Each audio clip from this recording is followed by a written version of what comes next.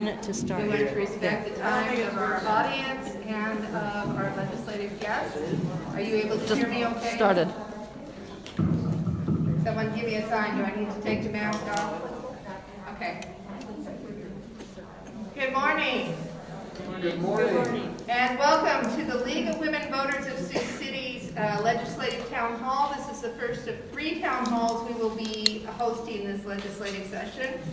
The next one will be February 26th, and then we will have one again on March 26th.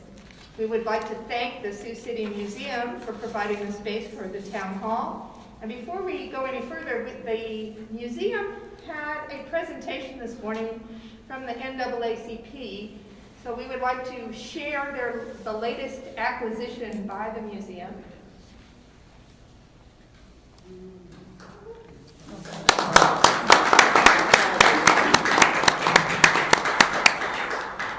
And like Corey said, this is by local artist Paul Chelstad. It's the museum's latest acquisition. The NAACP contributed it to the museum in the hopes that more people would be able to see it here than has been the case at the NAACP meetings, which have been Zoom meetings for quite some time. So we're happy you guys have it. Good. Steve. So thank you to the NAACP for supporting the museum. The League of Women Voters is a nonpartisan organization that encourages informed and active participation in government, works to increase understanding of major public policy issues, and influence public policy through education and advocacy. It is open to persons of all genders and party affiliations. So if you are interested in joining, there are forms at the table at the front of the room. The format today is we will have opening statements from our legislators, and then we will take questions from the public. We have some questions that have come in already through email, and we also have a live Facebook stream going, so we will be calling on questions from that stream as well. Joining us today are Representative Hansen, Senator Smith, and Representative Hall. We also invited Senator Jim Carlin and Representative Jacob Bossman. They are not here. We did not hear from them, so we hope that they are well and can join us in the future. The time limits, guys, we decided 60 seconds was too short, so we're giving you 90. Okay? And you may have 2 minutes for opening statements, and we'll just start down there and come straight down the line. Great, thank you everybody for being here at the first one. I'm Representative Steve Hansen. I represent House District 14. I serve on the Judiciary, Commerce Committee, Transportation Committee, Agriculture Committee, ranking member of the Transportation Committee, and Economic Development Budget Sub, and also have the opportunity now to be on the Economic Development Committee. We met yesterday morning and gave away a lot of money actually to business incentives. So I had a smile last night. I heard Linda Santee and Carolyn Goodwin on Drive Time Wine promoting the forum, and appreciate their comments. But Carolyn was trying to figure out how long the league has been doing this. It used to be League of Women Voters in Simcoe, and I think she says, oh gosh, it's probably been 40 years. I got to thinking as I was driving, I said, I can remember around 1985 going to my first Simcoe League of Women Voters. At that time, now just League of Women Voters. So it's been decades, and it provides a valuable service. So look forward to taking your questions. First 2 weeks of session, it's just kind of, I always liken it to the first couple of weeks of going back to school. Everybody's in a good mood, and how was your vacation? And normally you get a 2-week period where people are nice, and lo and behold, in the Senate, that kind of got a water around right about first aid. And so I'm looking forward to the session. There's some really interesting ideas going on out there in this session right now, and we'll see how it evolves. I'm sure some of your questions will touch upon things you've heard in the first 2 weeks. Good morning. I'm Senator Jackie Smith, and my current district is basically the north side, west side, Leeds area of Sioux City, with redistricting, and after next November, I'll pick up Lawton. The district's 98% of what it was before, and 2% new.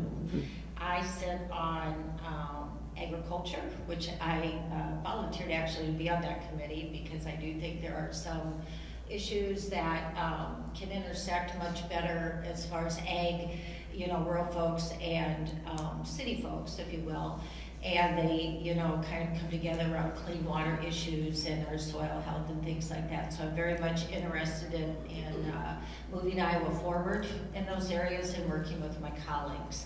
I'm ranking member on education appropriations. Last week I was reassigned as ranking member to transportation, so that's a new, I guess, leadership role for me.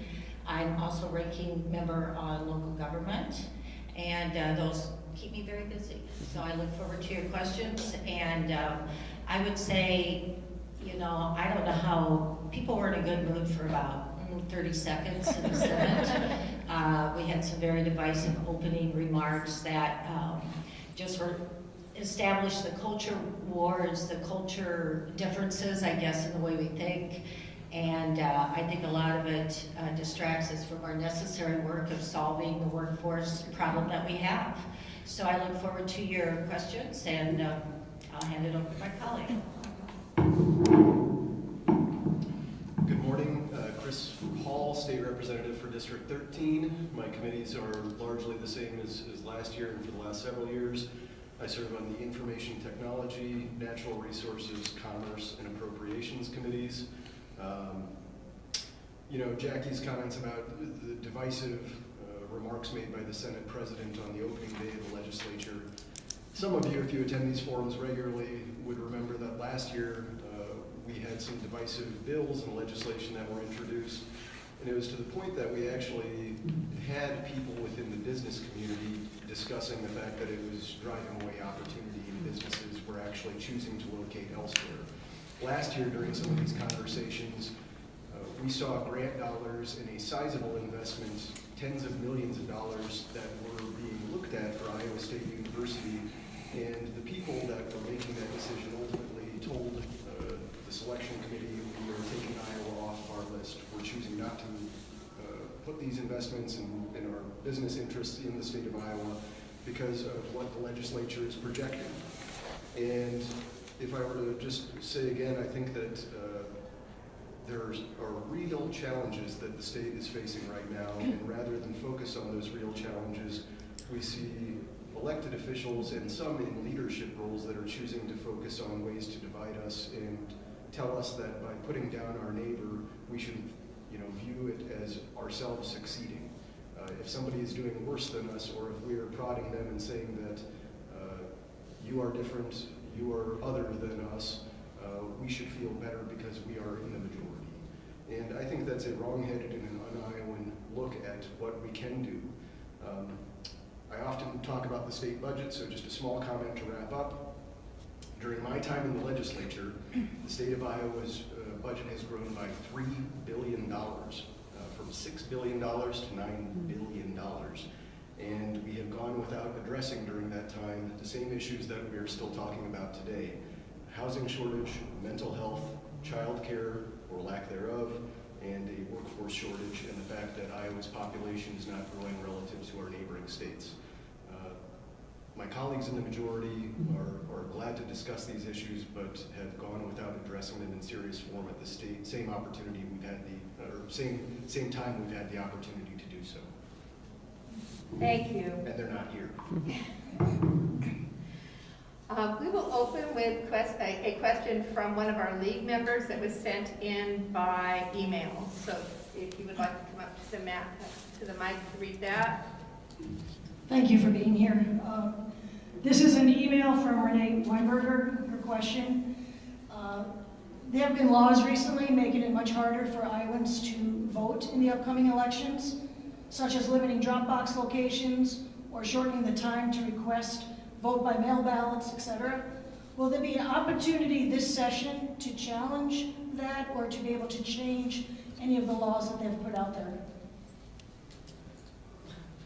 Senator Smith, you want to start? Sure. Well, there's always opportunity, whether we'll actually have opportunity. Most of the restrictive laws were passed last year, and you're right, the early voting is going to be much more difficult. You can't have anybody but a family member pick up a ballot and turn it in for you, so it really is hurtful to senior citizens. I haven't really heard what legislation is going to come down. I've been focused, as probably many of you have been, on national legislation and wondering what's going to happen with the Voting Rights Act and how we can ensure, voting is easier, not harder, but it's definitely, many people will find the process much harder this time around. I think Senator Smith's correct. I mean, it wasn't just Iowa. It was a concentrated pattern across the nation, serious enough that it was felt at the national level that we needed congressional action. So we'll see how the voting rights bill proceeds. We know it's blocked up in the Senate right now, but I'm a little less optimistic. I doubt anything's going to change at the state level this year. If anything, there's still a couple ideas out there that would make it more restrictive, so that's where the battle will be. So I'm placing my bets on the national level right now. Echo and say I'm not overly optimistic about correcting any of the restrictions that were put in place last year. There's a misnomer. Those changes didn't do anything to make our elections more secure. They just made it harder, especially for seniors, individuals with disabilities, and working people to vote. If you reduce the number of early days that people can choose to vote, if you reduce their ability to vote at satellite locations or drop a ballot off, if you make it so seniors don't have the ability to ask their neighbor to drop their ballot off on their behalf, all it does is make it so that it's harder to vote and fewer people are able to vote. Thank you. At this time, we would ask audience members who have questions, you may come over and line up here and use this microphone. We will be making sure that it is sanitized between users. And if there are no questions from the audience, Laura, have you gotten anything over Facebook yet? Okay. Bernie, do you have another question from one of our league members? Another question from Dagna Simmons. The Iowa Senate changed rules. Thank you. Just want to make sure. The Iowa Senate changed rules this session concerning press presence on the Senate floor. Do you know what the justification for that change is? And I'm curious to know if that's anything that will change in the session to go back to the way it was. Well, yes, it was the first time in 100 years that Senate broke with tradition. They literally kicked the press out of the Senate chamber. They make them sit up in the balcony now. The reason given was it was too hard to define what media means.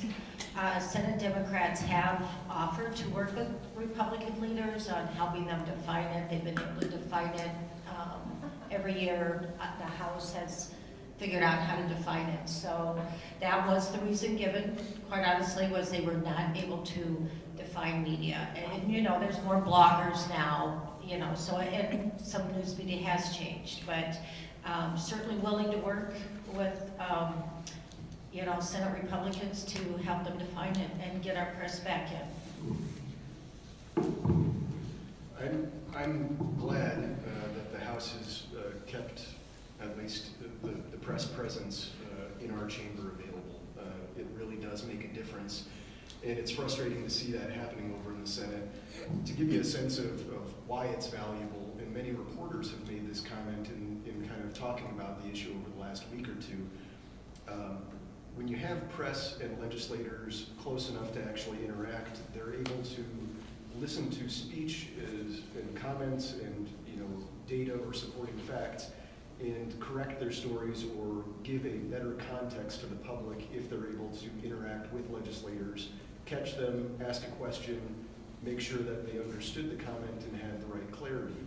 And that happens on a regular basis. And as recent as last session during the final bill being debated, I recall a reporter walking over to me and saying, "This bill already came through the Senate. and now it came through the House. This is the last ship to sail, the last bill to go out of the chamber, and you were the only legislator that commented on one small part of it. And they were surprised that nobody else had made remarks on that when it came out of the Senate. And the reason why is because that bill was moving very quickly. It was introduced on the last day of session. We had not seen it. It's just one of those kind of process factors. And as the bill was introduced, not everybody had a full sense and ability to review it and catch every fact. One of our research staff in the House Democratic Caucus found that one little tidbit and made sure that I had an opportunity to remark on it. And the reporters hadn't had enough time to review the legislation themselves. So they were counting on our comments to actually provide the public information. And that one little tidbit ended up getting several news stories written about it where no other legislator was able to comment on it and the press didn't have time to review it themselves. So that interaction is valuable to you, not just us. Yeah, I think Senator Smith hit it half on the head as far as not figuring out what the media is. That's one of the reasons. But part of it too is a couple of the Senate leaders had their feelings hurt by the media. They didn't think they were being treated fairly by the media. So a better way to get fair treatment is by kicking them out, right? The question I had to some people is, if you can't figure out who the media is, how are you going to figure out a $9 billion budget and another number of other technical bills? It's like another deal. I mean, it made national news. Congratulations to the Senate leaders. Once again, you made national news. So you got sinister teachers and sinister media on your first day. That was your opening comments coming out of Sioux. So that's just not smart. It's not smart politics, but it's just not smart public policy either. So yeah, I didn't think that the House would be the more rational group, but certainly ours. So, we'll get on. The media's going to be up in the gallery, and they'll still be able to report. But it's just a very bad signal to send out. And I again invite you to come over and ask questions. I can't believe that this is the first time I've done this in 5 years when we haven't had a line, guys. So, if you got a question, sir, Yeah. go ahead. My name is Gary Davis. I'm in Sioux City. I worked for the Sioux City Schools for 25 years as a maintenance personnel, and this stuff to talk about sinister teachers. I must have been a sinister maintenance worker too, so I think it's an attack on public service. My question is, we're not really hearing about how great IPERS is doing now. They've improved with their investment board and improving, and I hear a lot of the Democrats talking how great this is, but I haven't heard anything about the GOP, and I know they're not here to answer the question. But I just want everybody to know that there is good news out there about, but I still think the attack on teachers will affect IPERS indirectly, and I want your opinion about this, where we're going with this public personnel. I wish I could recall the specifics, but you're right with your comments. All of our public pension systems are doing well. I serve on, legislators get appointed to a variety of different committees and kind of interim groups, working groups, and I am lucky to serve on the Public Retirement Systems Board, and it oversees the retirement system for law enforcement and peace officers, police and fire, as well as IPERS. And all of those retirement funds are doing very well right now. We've seen them improve insolvency. We are actually, especially on the smaller retirement funds for law enforcement and peace officers, they're nearing 100% solvency, which is a wonderful thing. IPERS, I want to say, is, I can't remember the exact number, but it's somewhere in, I think, the 88% sounds right, and that's an improvement, and we've made changes. Probably a decade ago was the last round of changes that were made to improve its solvency. Long term, though, it does require that you're also attracting people into public service professions. In order for the funds to remain solvent, you have to have employees and employers continue to pay into them. And as you see, whether it's a tax on public education or just an overall devaluing of the belief that public service is a noble cause, fewer people are going into those professions, and there may be some long-term risks, even as you see fewer rural school districts and fewer people working in a county courthouse. Those things do have a long-term impact on it, and it's something to watch. Thank you, Chris. Would either of you? Okay.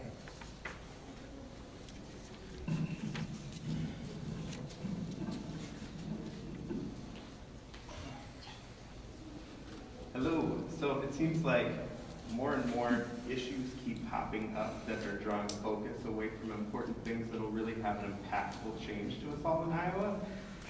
Things like book bannings and dragging the name of public educator through the mud. We know that we need to attract workers to Iowa, especially in public education. And one of the big determining factors that's preventing, in my opinion, us opening up the gate and recruiting people here would be affordable housing or workforce housing. So I'm just curious to know how much of this, of these things can you table or push aside to really focus on how we can fill seats, how we can fill positions, and how we can bring people here with workforce housing that they can afford. I think you will continue to see some of those things pushed through a little bit later in the session. I know I submitted a bill on neighborhood revitalization that has made it through as a bill number now.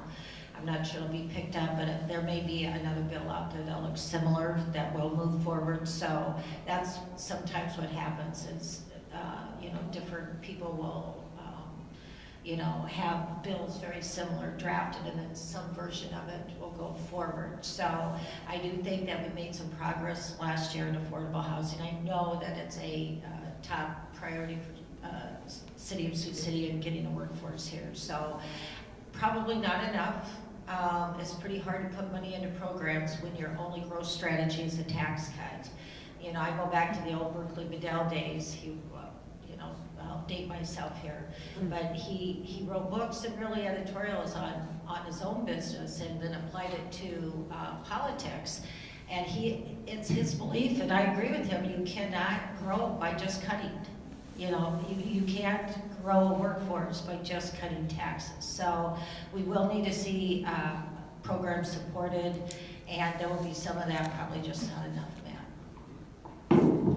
I think one of the encouraging things going into the session, there was bipartisan agreement that workforce development was one of the key issues.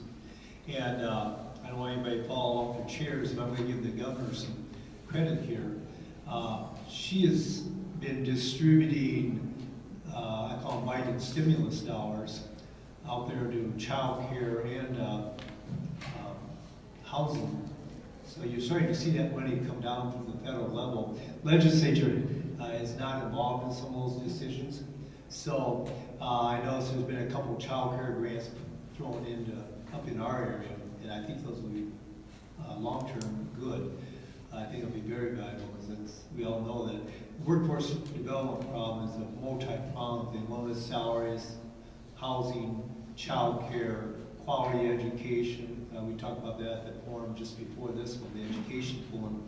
So I think we're going to see some positive things from that, but we still have a long ways to go. And as when we were talking in the first forum, as far as the school district is having to raise their salaries up to be more competitive, well, every sector is raising their salaries up. So we'll see what kind of progress we can make. I'd still say with the over $1 billion surplus on hand, we have the opportunity this year to do something really transformational for the state. And so instead of getting bogged down on the goofy issues, we ought to be focusing, like you say, on the grander scene. So I said there is hope. I think there's bipartisan agreement that we have to take action in that area. There are a number of different tax credits that exist at the state level, and not all of them function well, and some do function extremely well. They're not all equal.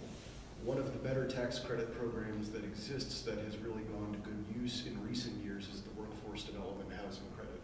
And the state currently has more demand for that tax credit than there are dollars put into the program. Here in Sioux City, we've seen that used by a number of different developers to help put market rate housing in the downtown area. And I think overall that's a good thing, and it's also a way to, in a number of communities, help revitalize their downtowns. That doesn't fully answer the question of affordable housing, though. It's, I think, moving in the right direction. Last year I filed an amendment that would have, given the fact that we have a robust availability in our budget, it would have at least given the dollars necessary to exhaust the demand. So I think that that's an easy place for us to start. There are other types of affordable housing that we have to look at also, like revitalizing or overhauling existing housing stock that would help. But I think there's a lot of creative ideas out there, and I'm hopeful that will take more of them up. Thank you all. Thank you for being here.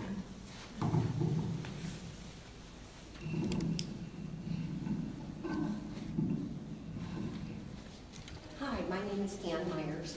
I've got a question. I've got a history in healthcare, and I'm just wondering, at the local level, in Sioux City, Iowa, what are we doing to increase the number of healthcare workers or to enhance programs to bring healthcare workers to our area? There are huge shortages, both in long-term care, home care, the hospital levels. They're closing floors, they're declining patients, trying to shift them out of the city because they don't have healthcare workers here. So are there programs that we are instituting within Sioux City to bring healthcare workers to this area, or to increase the number of healthcare workers in programs that we offer here in Sioux City? We have a number of excellent colleges, institutions in the tri-state area that offer such excellent programs, but are we doing anything to offer people that potentially would go into the healthcare setting education? Thank you.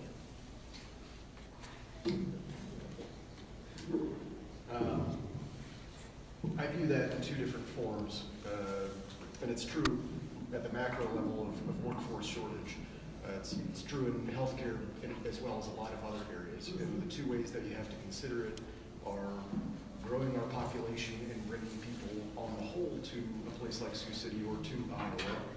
And the other way to look at it is to educate and train people for those areas of workforce shortage like healthcare from our own existing population. You're right on that. We're really fortunate in Sioux City to have two private colleges, a community college, St. Luke's College, that all seek to put people into healthcare professions and do a wonderful job of it.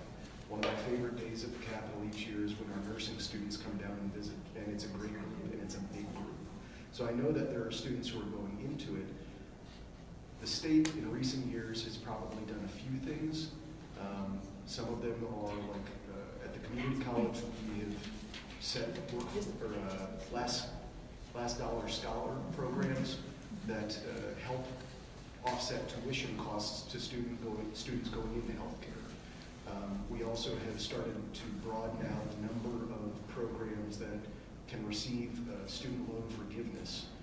It was very narrow, and some of them existed only for Du Bois University, where recently they've been expanded out to other private universities and colleges that are putting students into healthcare professions. But tuition and loan forgiveness are kind of the core of the way that we've tried to address that recently. Whether it's enough, you could probably debate, or I know there are a number of other factors to kind of consider with it too. Yeah, I would say a week ago Friday, I was up at the Community Health Center, and Mayor Kappendall and others were talking about their workforce shortage and what they were doing. And once again, the mantra, they had to raise wages, so that's part of it, and it goes back to everything else, housing, affordable housing, childcare. And I think I mentioned about we have a chance to be transformational. One of those things is if you have over $1 billion, actually closer to $2 billion, community health centers all across the state are doing wonderful things. They need workers, but they also have to have the capacity to expand, and that costs money. If we could set up, and they were asking, I think it's a great idea to set up a fund, an infrastructure fund for community health centers. Maybe it's a revolving loan fund, or you just incent them You know, they were asking like $36 million statewide to be able to build out. You know, when you go just drive by, you see their parking lots full. They do a great thing for the community. So they're doing their best to get people, but once again, it comes to a community-wide effort. I think the community colleges are getting on board, as are the Regents institutions, along with private colleges like Chris mentioned. So at some point, you have to start looking, do you have programs where you pay people's student debt off? Did they serve X amount of years? There's a bill out there for every year you serve as a teacher in Iowa, you reduce X amount of your student debt. So those are the things we can look at. I don't really have too much to add to that, but I do know our rural healthcare system is in really poor shape. Like labor and delivery centers, you know, there aren't many of those. Having a baby in rural Iowa, not very safe in many places because there just aren't any birthing centers and hospitals because they've been closed. We addressed some of that through loan forgiveness for rural doctors. Nothing really came for nurses or all the other folks that make hospital run. So there was some of that within the last couple years. You know, 82,000 Iowans have left the workforce since 2019. They're just not working. So that's part of it. So I think when you talk about workforce shortage, you look at people are retiring early, getting out the minute they can. So it's retaining those. What does it take to keep them working? That's a short-term solution. But also it's, you know, helping kids, or kids, they are our kids, young folks, you know, not graduate with school debt, you know, being able to go to nursing school or go to EMT and not, you know, have a full financial burden. Here in Woodbury County, I know Representative Hall talked about Last Dollar Scholarship. Over $1 million was awarded in Last Dollar scholarships. And that is kind of like when you have run out of money, you cannot find it anywhere else, there's Last Dollar Scholarship. So in our area, with 70% of our kids graduating and attending school and are on free reduced lunch, we need programs that help financially, you know, and then just a culture of respecting people, I think, helps a lot too. So. I would add too, one of the very few silver linings of COVID is there's more of an acceptance of telehealth now.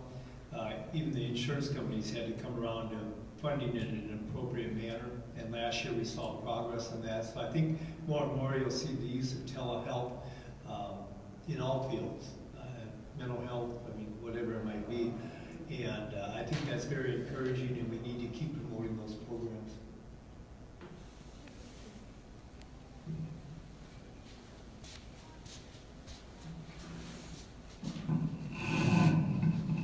Good morning. I'm Bob Fritzmeyer, and I saw that there was a proposal to devote $1 million, wasn't there $10 million? Maybe you know that. And I think Representative Hall, you're on the Natural Resources Committee, so it was a good, at least a starting amount of money that was going to go towards water quality and, you know, improvement.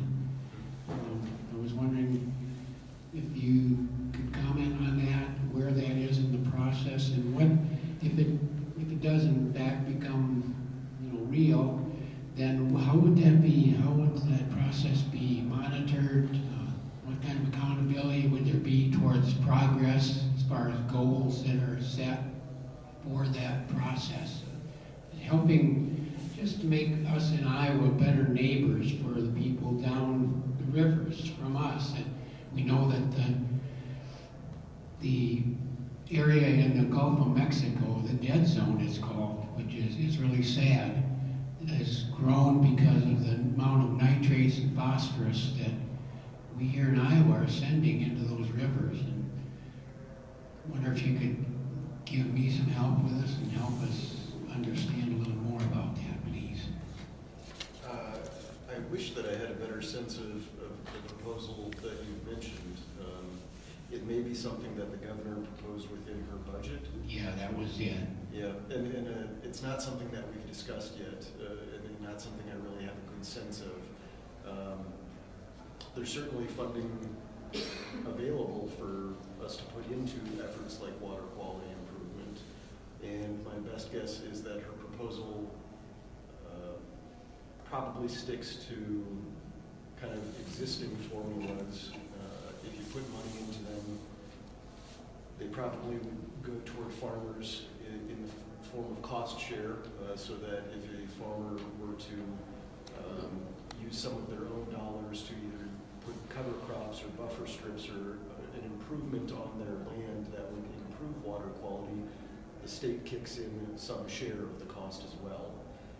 As far as the monitoring of those investments, generally they are within the Department of Agriculture and Land Stewardship, but I don't have a great sense of the specific one that you're mentioning.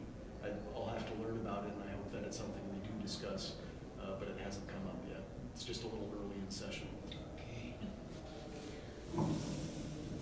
I want to address something else. This also seems to be the conversation, is that many of the conservation practices that, you know, a farmer could use, a lot of them are still voluntary. You voluntarily enroll into the program and you may get some money. But, you know, there's the thought that maybe there needs to be a few more things. Maybe it doesn't need to be all the way mandatory that are voluntary. There should be some mandatory regulations just to protect everyone. So that, you know, it's the balance of that, of how far to go. But that seems to be where a lot of the discussion goes, is how do we get more landowners on board, you know, using good conservation techniques, and those folks are saying, but we need to make money, you know, we need to farm right up to the road, you know, we want to farm those ditches, you know, we want to go right to the stream because we need to do that to survive. So there's always that nuance of conversations on how far to go with your regulation, how far just to have voluntary programs. So I'm sure there'll still be some discussion on that this year. Yeah, I was pleased the governor had that amount in there. As you know, about one of the landmark pieces of legislation for Iowa the last 20, 25 years was REAP. The state of Iowa has never fully funded REAP, so we did that. Could be amount of those dollars would go to water quality. A little shout out to Iowa State through the years. They have developed some really good programs and also some quality research on water quality, land management, and a lot of farmers have put those into practice. But water quality, nutrient management programs, you know, that's the big buzzword now. But you know, you got buffer strips, and you know, you have groups out there that are buying up land too. Acacia Conservancy and other groups that are restoring wetlands, which helps out the whole eco balance. So I think there's a lot of things we can do. I'll be interested to see what the majority party does. If they incorporate the governors, I'd be shocked if they expanded upon it. I would welcome that though. So we'll see. So, you know, like I said, as long as Iowa State's doing good work, and more and more, I mean, we understand there's only X amount of topsoil. We better keep it what we have, and that it impacts water quality. At this point, we'd like to take a question from our Facebook live stream. I have a question. Yeah, we're going to take this one, and then we'll go back to our in-person comments.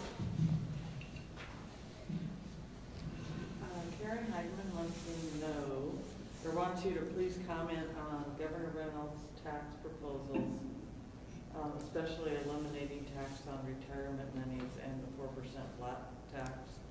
And then someone else wanted to know how that would affect other things like education. So the governor's tax plan, the 4% flat tax, the stopping of taxing retirement income, and what impacts those will have?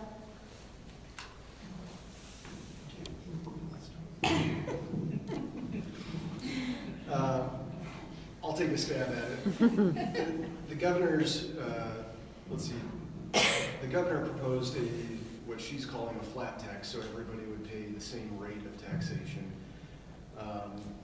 If you ask an economist, that's not necessarily the most efficient way to look at income taxation. I'll start with a little history. The last time that the Iowa legislature had a major tax overhaul was, I believe, 2017. And during that tax reform, 50% of the benefits went to the top 2% of income earners. The other 98% of us split the other half.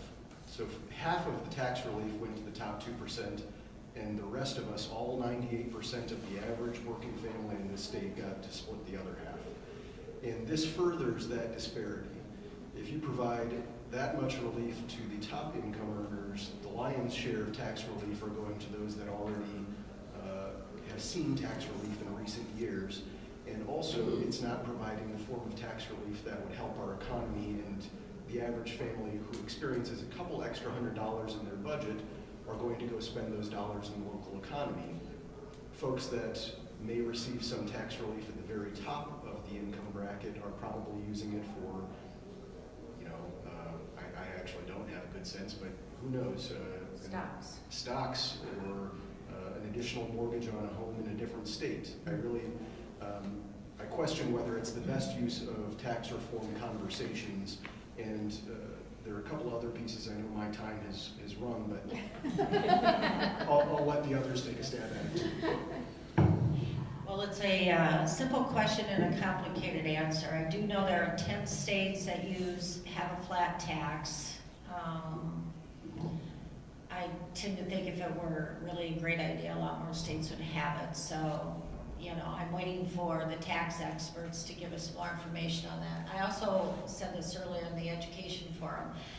What will happen as far as the process is the Senate Republicans will come out, because they're the majority party, they will come out with their tax plan. The House majority party will come out with their tax plan, and then somewhere towards the end of the session, there will be kind of a marriage of them, I guess, and there will be some kind of a tax cut. My caucus will be fighting for taxes that benefit middle-class families. Right now, that doesn't look like that would be a flat tax, but we would certainly, we think there will be one, and we just want to make sure it goes to the right people, not corporations like it did last time. And then what happens is property taxes go up. Our city and county, are faced with, they used to, there was a rollback on corporate taxes, 20% rollback, where the state rolled to get business here. Some economists think that's a good idea. More business will come, less corporate tax.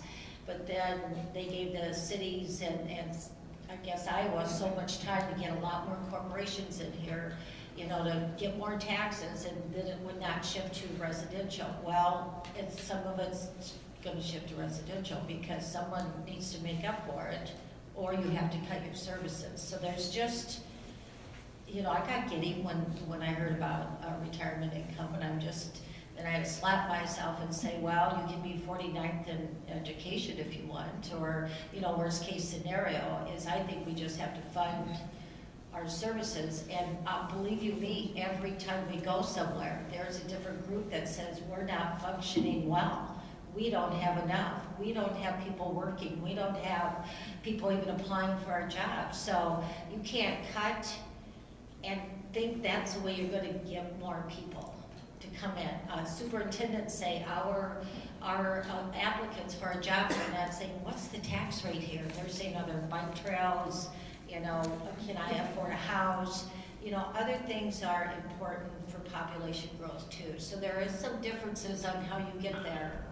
Tax cut isn't all of it. Yeah, I would say, once again, I give Governor credit. It's kind of like when the grandparents come in and give the presents to the grandkids, and they have fun for 2 days and they leave, and the parents have to manage the chaos afterwards.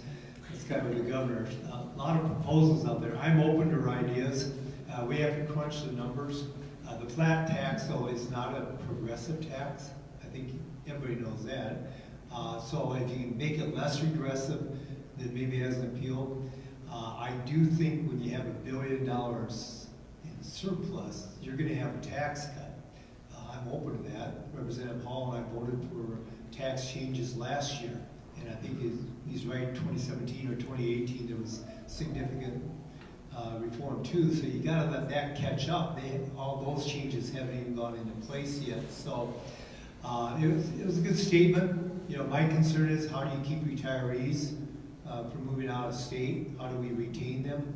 Who doesn't know somebody that hasn't moved over the dunes? That's part of the reason was for pension income. So, you know, I hate to see that. I think there's ways we can address that. So, I would suspect there'll be one big package at the end that you'll have to choose whether you vote up or down, and you'll have to see who it's fair to. But I think all of us are on record as saying that, you know, it's got to treat the middle class fair. They can't all go to the upper 3 or 4%. And right now, you throw in corporate tax cuts. You can do them now. 5 years down the line, some legislature is going to have to look at either raising the sales tax, or the reality of it is it'll all come back on property tax at some point. Good morning, Teresa Weaver-Basie from Sioux City, and I want to talk about social studies. I've spent my whole career in this realm, and for many years, as STEM grew, social studies was really kind of ignored. But all of a sudden, politicians are just very enamored and want to know exactly what's going on with social studies. So this House File 2060, this proposal to approve all the curriculum materials, any material that a social studies teacher would use, I'd like to get your response to that. I think teaching is an art, and teachers should be allowed to use the materials they think are best. And there's all these levels before the Department of Education that a parent or a concerned citizen can reach out. You can talk to your teacher. They're always happy to tell you what they're teaching. There's principals, superintendents, curriculum coordinators. What do you think about the Iowa Department of Education having to approve every item in a social studies teacher's curriculum?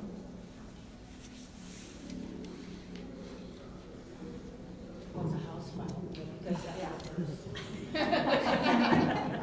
You were an educator though, Jesse.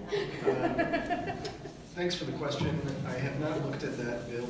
I heard about it just in the last few days. I agree with the premise of a lot of your comments in that there are already really reasonable avenues that exist if you have questions about the curriculum or if you have thoughts about what material is being worked with in the classroom.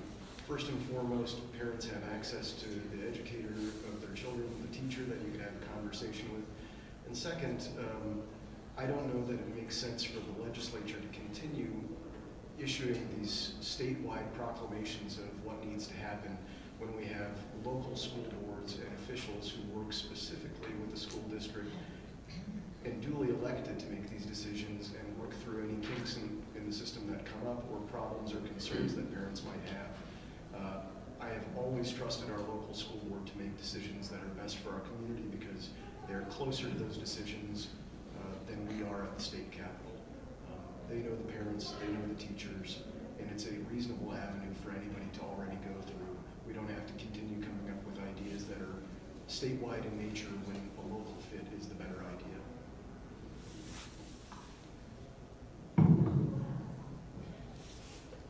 You know, we're gonna wait. I don't know what will become of these bills. There's a whole slew of them. If you look at it, there's some that kind of get, you know, a curriculum, delving into curriculum. So whether something will ever survive through the course of the session, I don't know. But in the meantime, it's gonna suck a lot of oxygen out of the room. It's gonna get people really riled up.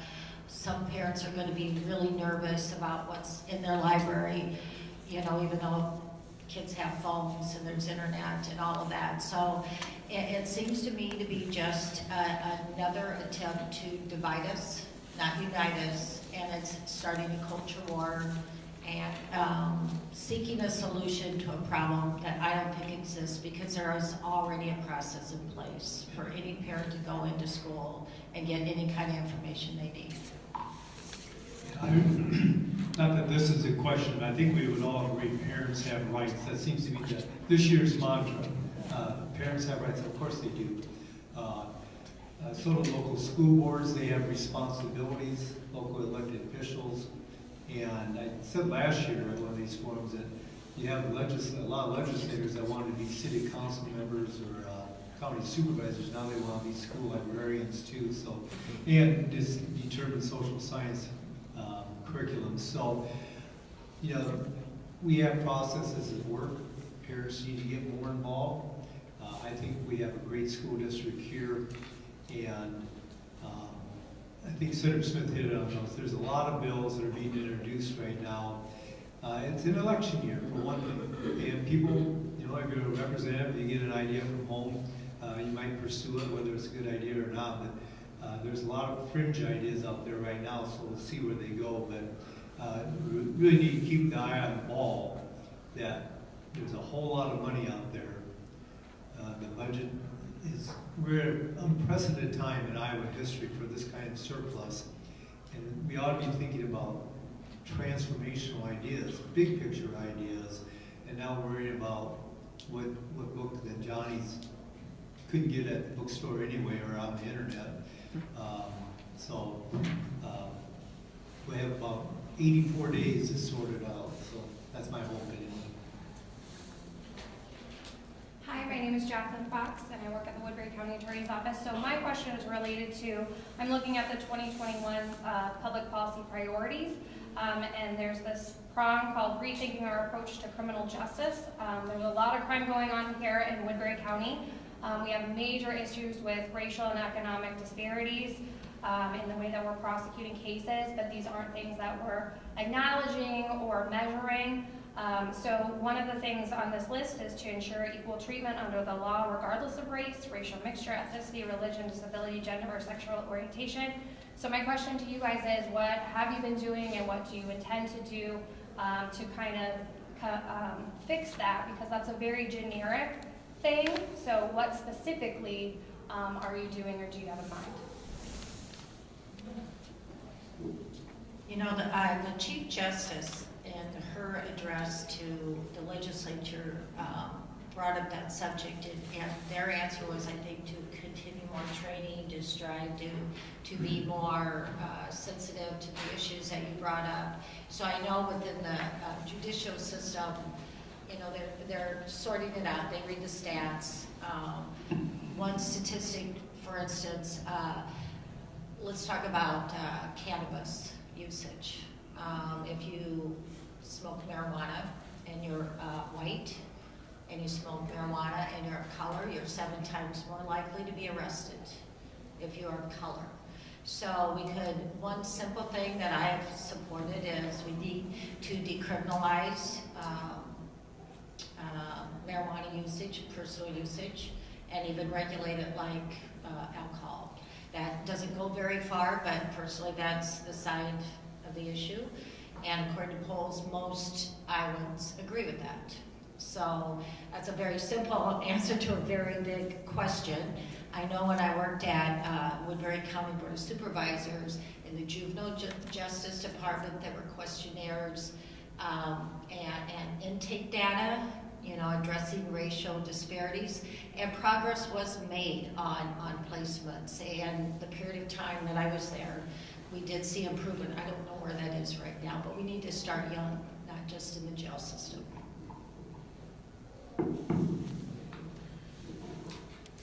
There have been some really reasonable proposals over the years. I'm thinking of one of our colleagues, Representative Mary Wolf, she's been ranking member on the Judiciary Committee in the House for a number of years and really puts a lot of effort into working across the aisle to introduce some ideas and proposals. And a lot of the proposals that she's worked on that haven't unfortunately moved far enough ahead are to reduce the way that we, as a legal system, look at vice and addiction and mental health and their criminalization.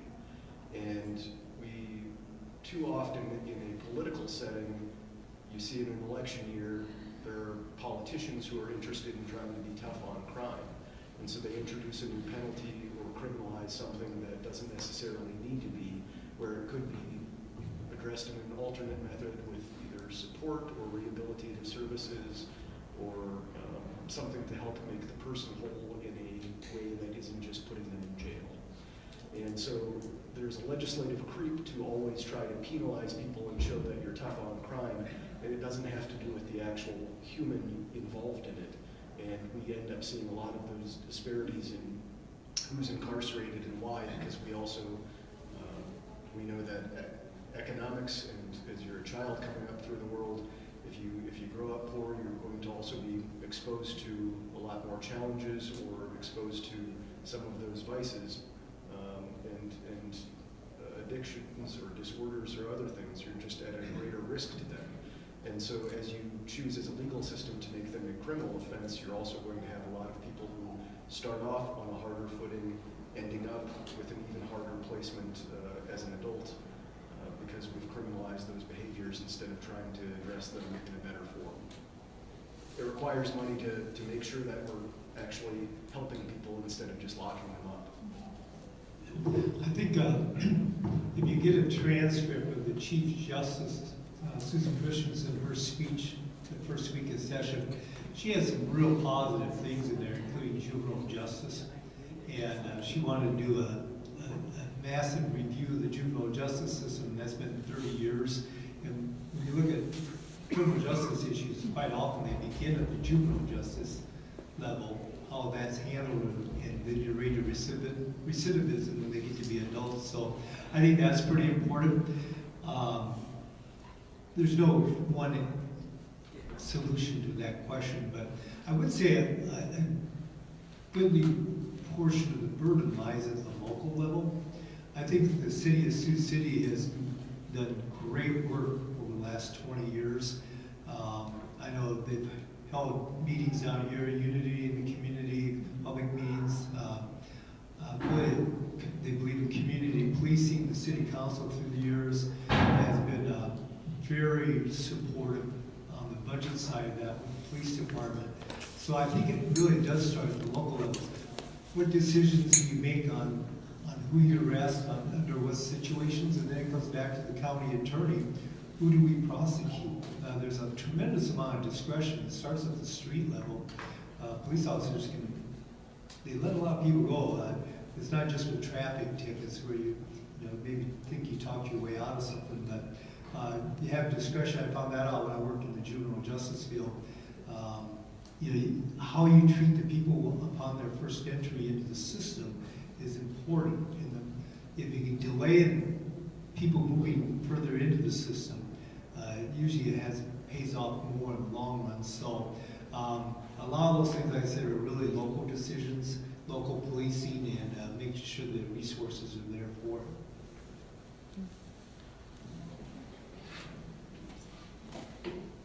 I have a question about unemployment changes. One's, and I want to know if I got this right. So I think in June, you can no longer claim unemployment due to COVID. And I want to know if I have that right. And then I know there's been some other changes recently too, and it does seem like it's making it harder for folks to get unemployment. And so I'd like you to address that. And then just kind of thoughts on this too. So if someone, tests positive for COVID, and they're not able to work from home, they have no sick days left, or they don't want to use them, and they don't want to use their vacation, what's to keep them from just going to work sick and making more people sick? I know South Sioux is down to 4 days a week now. I just saw that, and I know that we literally have hundreds of people, teachers, students, staff, that are out of our schools right now due to COVID and COVID-related illnesses. So, just your thoughts on that.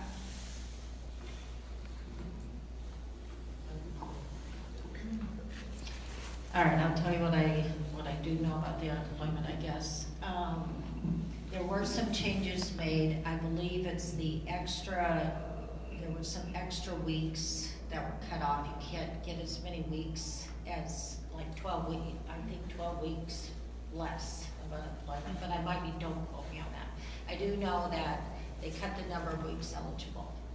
And there are a lot more criteria for retraining and retooling if you lose your job. Now, we certainly want Iowans working, and I think we should invest in entrepreneurships, training, to have good jobs. I got a call from a gentleman who has spent, I don't know, 30, 40 years working in a greenhouse. His employer pays into an unemployment fund. He goes on unemployment for 3 months out of the year. He is ready for his job. Again, he is a great person really to get unemployment because he's ready for work day one come March when the greenhouse opens up again. He has to go back now and retrain for a different job. So, you know, retraining is, as long as it's balanced, it's fair, it's reasonable. But I don't think, once again, cutting unemployment solves a workforce crisis issue, and that's the reason for the changes, from what I can tell, is they think it'll get people back to working. It does really very little to train people for the next level job or a career change. It just kind of cuts them off and throws them to another job sooner, or no job at all. Yes, so last summer, especially because of the pandemic, there was a longer period of time that a person was allowed to claim unemployment because of the pandemic. And last summer, the governor ended that extension, but it returned to what has been a normal number of weeks of unemployment that a person could still claim for many years, the same number. The changes that the governor is now proposing would reduce a person's ability to claim unemployment from 26 weeks down to 16 weeks, and there are a number of different factors that come with it. The governor in her speech wrongly claimed that that will benefit taxpayers. Taxpayers don't pay for unemployment, employers pay for unemployment. And so the unemployment trust fund is not something that any of us in this room as a taxpayer pay into. And so by reducing the number from 26 to 16 weeks, we don't find any benefit. It actually would end up coming as a tax cut to businesses. And that's, I believe, part of the reason that the governor is proposing it, even though she's claimed that it will put more people back to work. Last year, when she reduced that availability of unemployment a person can claim, it didn't improve the number of people who came back to work. Studies showed that it didn't make any improvement to our state's economy or the number of people who were working. The second piece to it, though, is that doing so is going to make it very challenging for blue-collar workers and construction workers in particular who currently claim unemployment during the off-season. I got an email this week from somebody who works at Knife River, and they were told that they need to start looking for work immediately because they're no longer going to be able to claim the same number of weeks that they have for many years during the off-season when you can't do road construction in the state of Iowa. His comment to me was, we need to get this fixed, otherwise Iowa's not going to have many people doing road construction next year. It's going to be a huge challenge for blue-collar and construction workers if the governor's proposal goes through. That's an excellent point. And the unintended consequences, you got the federal infrastructure bill coming down. It's going to be a massive amount of money coming to the state. We're going to need workers. But exit 113 over by Van Meter, that project shut down right now. They're doing an off-ramp and a bridge, and you just don't get this type of weather. So one thing that's left out of that equation, because of federal dollars, the governor invested over $400 million in the unemployment trust fund. I think that was a good idea, and it kept the employers' tax rates, their tables, how much they have to pay in, at the same level. So that was very positive, and that was a win for businesses.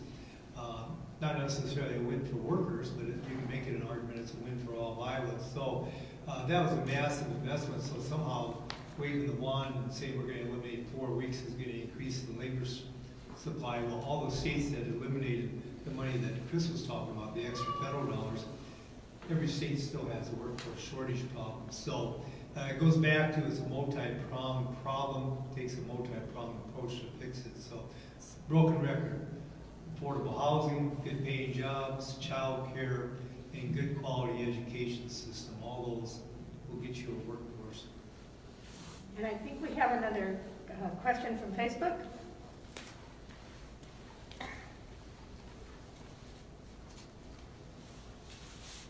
Colby Dre wants to know when you are going to get on board with banning traffic enforcement cameras in Iowa.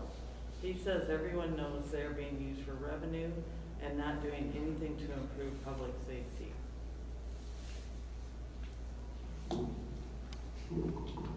I appreciate the question from Colby, and it is something that the legislature has gone back and forth over for a period of years. I mean, I think my first session, that was a major issue. And the way that the legislature chose to address it was to make it more uniform so that you don't have some communities abusing traffic cameras with high fines or being overly aggressive and fining a significant amount more than a different community. So the legislature made at least some parameters by which cities have to use them, certain roadways, certain levels of fines that are acceptable where they aren't punitive at least. I guess I have to slightly disagree with the premise of this question. If you talk to law enforcement officers, they do make a difference. They are a safer way, and also if you talk to road construction crews, they do make a difference in terms of safety and road behavior and the way that people travel in certain very hard to enforce areas that you don't necessarily want to be a law enforcement officer getting out of your car or a road construction crew. If you put a sign out that says traffic speeds are monitored, generally people will follow the rules more attentively than if you don't. And so I've visited with people on Sioux City Police, I've visited with people who do road construction over the years, not recently, and they believe that it makes a difference in the safety of their life and their job. And those, I think, in many ways have been the bottom line in how the legislature has chosen to address it, not to outlaw them, but hopefully to make them used more respectively.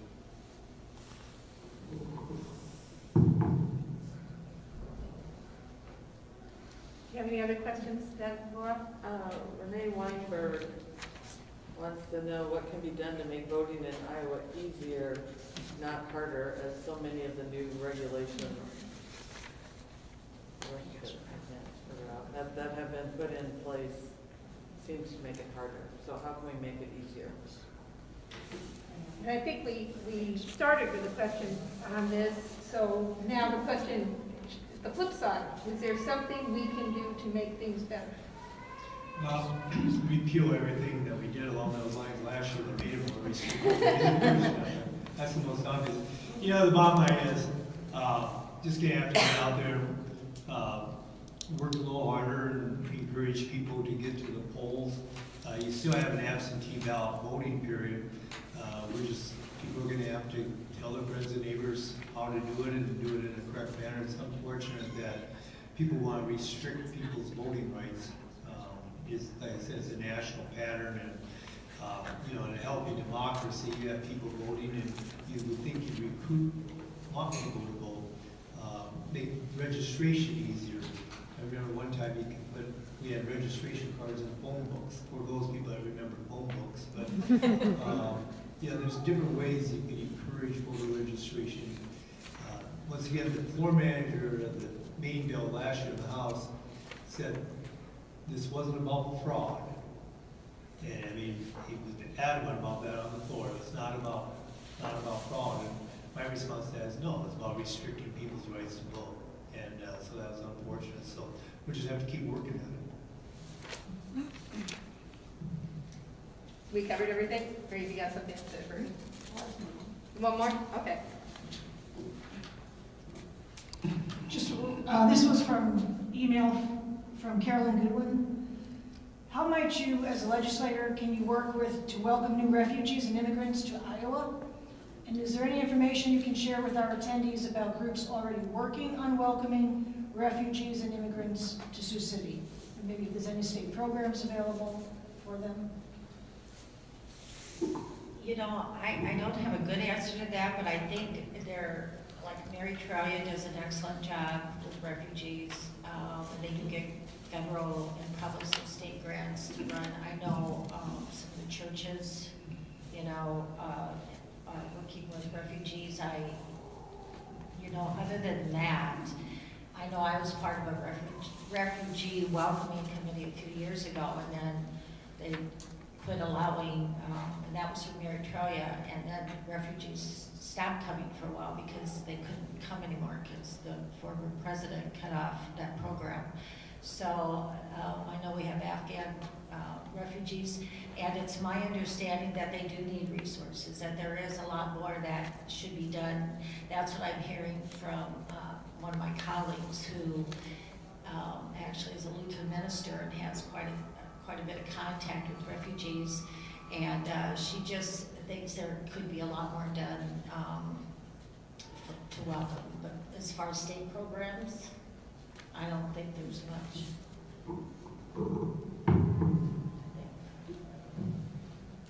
Not familiar enough.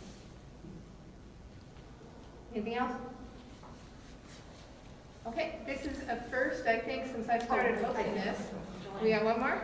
Okay. I was gonna say, we've never ended early. Senate File 2002 would prohibit state and local law enforcement from enforcing any federal laws that would restrict rights to keep and bear arms. Political subdivision or agency would be liable for a lawsuit and civil penalty up to $50,000. Just if you could comment on that. Senate File 2002. I haven't seen it, the bill itself. I don't know if it's even been assigned to a committee. It may have just been filed, so I don't have much information on it, but there's going to be a slew of probably different kinds of bills as far as gun regulations or no regulations this session, like there always is. I think that I just heard about that actually in the last couple of days, that bill, and I don't have a full sense of what it would do, but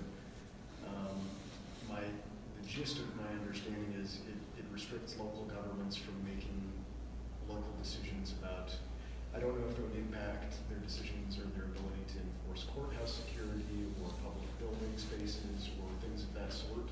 That would be a concern of mine if it did.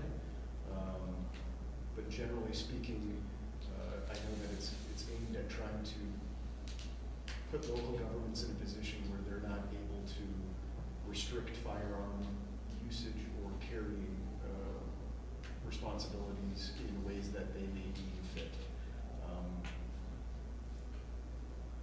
It's the trend line of the way that Iowa has looked at Second Amendment rights, and they've been very expansive in a way that I've heard from law enforcement officers more than once feel that it may actually make their job more difficult.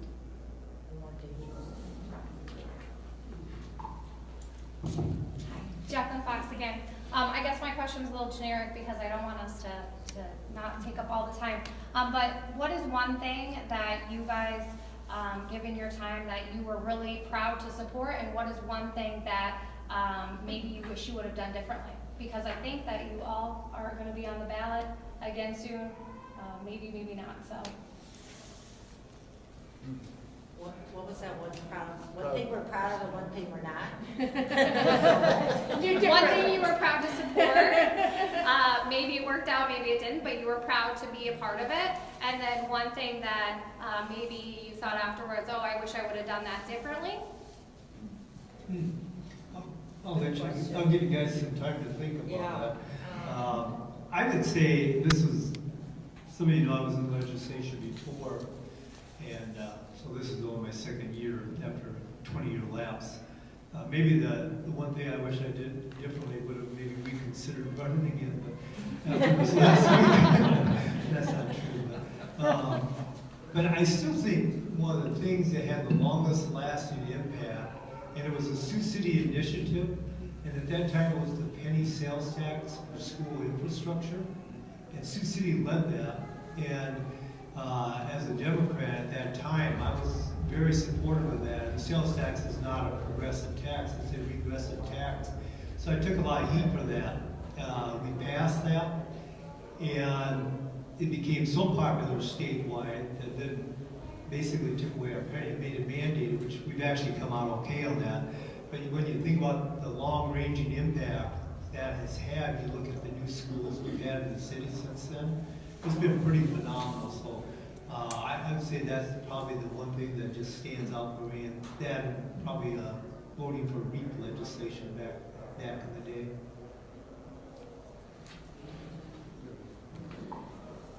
You know, I'm always, I can't, not one particular bill, but the whole slew of bills on child care and child care tax credits, things that help women, you know, be able to manage their days. I'm pretty proud about what I can do in that area as far as making sure folks are treated equally. And it starts with women, but it radiates out everywhere else and to all demographics. And we are kind of just, we're not equal right now. There's winners and losers. So I'm always proud to support, you know, things that are fair and equal.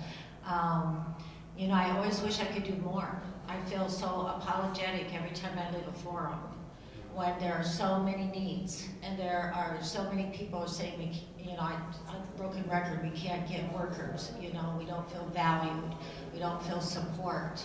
And I feel very, you know, frustrated that, you know, I'm not in the majority and I'm not a ruler of the day and could actually legislate things that I think would help their lives. So, you know, but I get up the next day and work at it again, and truly I can say personally I still have a vision for a different Iowa and more progressive Iowa than what we're seeing right now, and I'm willing to fight for it.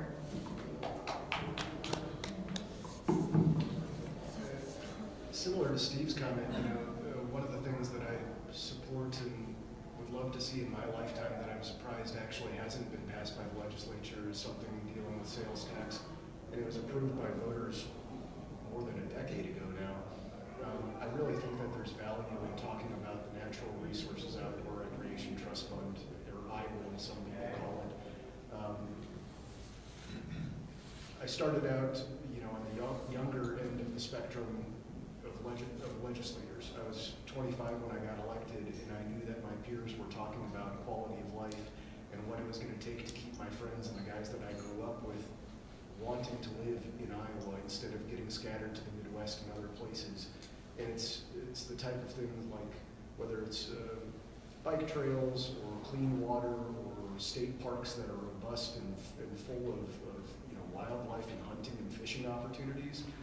It's still one of the things that I think would be a huge economic driver for the state of Iowa, and it's been really frustrating for me to not see that move forward. What could I do better? You know, I'm surprised. I think I'm in my 12th year in the minority. I've put off a lot of life. I'm surprised by that. I think that's something that I don't necessarily always keep in good balance with work.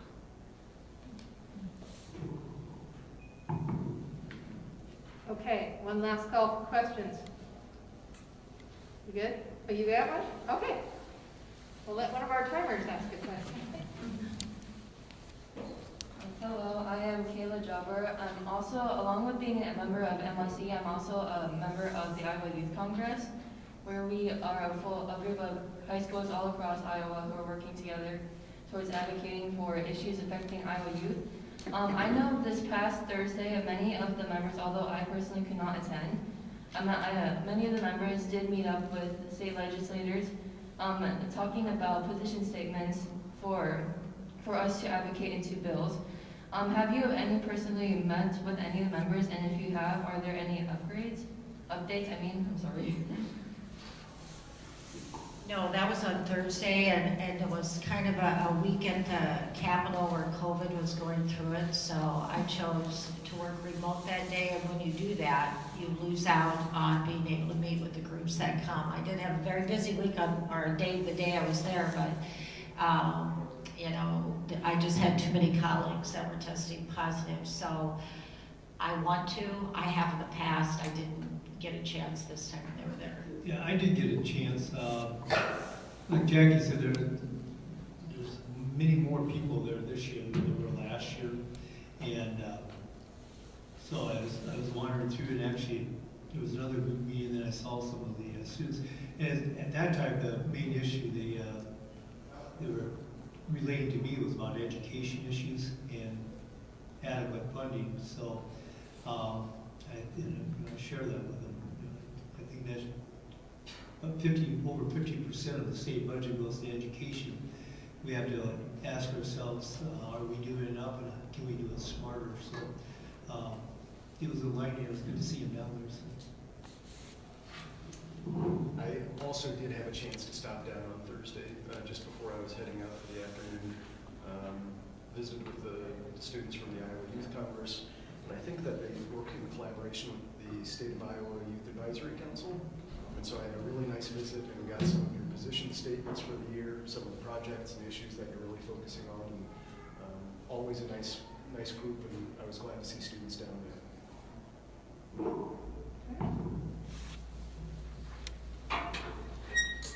Closing statements. You want to take 2 minutes to wrap us up? We'll again start down there with you. I would just say we're only 2 weeks into the session, so saddle up. It's all we got left is to figure out how to spend $9 billion. So I mean, certainly tax policy is going to probably be at the end of the session. Maybe this week we'll be talking about supplemental funding for education.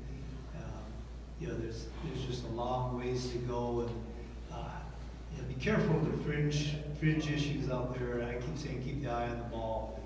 We have a lot of important things to do, and hopefully we can get them done in a 100-day session. So thanks again for being here, and feel free to contact me. We all have legislative email addresses. My cell phone number is readily available. So hopefully, if don't see you before, we'll see you at the next legislative forum. I too want to thank all of you for attending and the league for hosting these. This really is important to get feedback, to know your questions. I guess I like ending on a positive note, and I do think there are some positive things that can happen. We have some good things. I know a lot of federal money came down to some preschools. Some of the rescue money, ARPA money came down, and that's going to help child care. So it was $376,000 awarded so far. So I'm happy that the federal government is actually doing something to fill in some of the gaps. We are, there's a national push for, I've just been talking about this, I find it so exciting, like electric cars. And projections are in 2030, half of new cars are going to be electric. Well, now if you look at the charging stations in Iowa, we're 37th. So it needs to be just as easy to charge your car as it is to pump. But I look at those as jobs. Those are maybe new green energy jobs, and perhaps it'll affect the biofuel industry, and that's going to be the next big conversation. But we are innovative in Iowa, and there's certainly things we can do with our crops that we're selling besides fuel. So I'm excited about that. There's the carpenters that I talked to, they're excited. There's infrastructure jobs. So we just need to make sure we stay on track of making Iowa a welcoming place that people actually want to live in and stay in. So that's where I'm at. I join them in saying thank you for taking time out of your weekend to come down here and offer feedback and thoughtful questions and take interest in your government. I think that's really valuable. I've said next door at our school board forum that I really enjoy working with Senator Smith and Representative Hansen. Our delegation has really over the years done a good job for focusing on Sioux City issues, knowing when and why we need to cross the aisle and work across the aisle.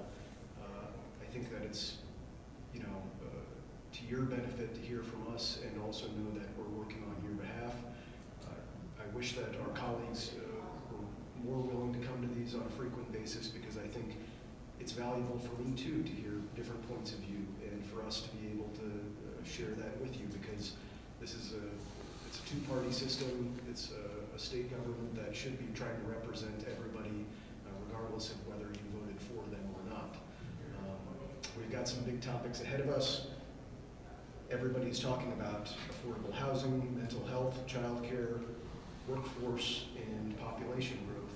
And we have a budget that gives us the opportunity to work on those issues in tandem with talking about tax relief. We really have the opportunity same time, we don't have to choose one or the other. So thanks so much.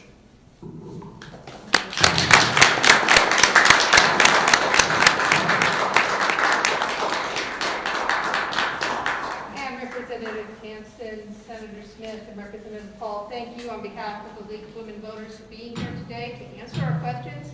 Thank you for the service that you give to our community and to the state of Iowa. Thank you to the museum for hosting us. Thank you for all of you who came and participated either live or over Facebook. We appreciate you being here. This is your government and you need to be a part of it. We hope to see you all next month on the 26th.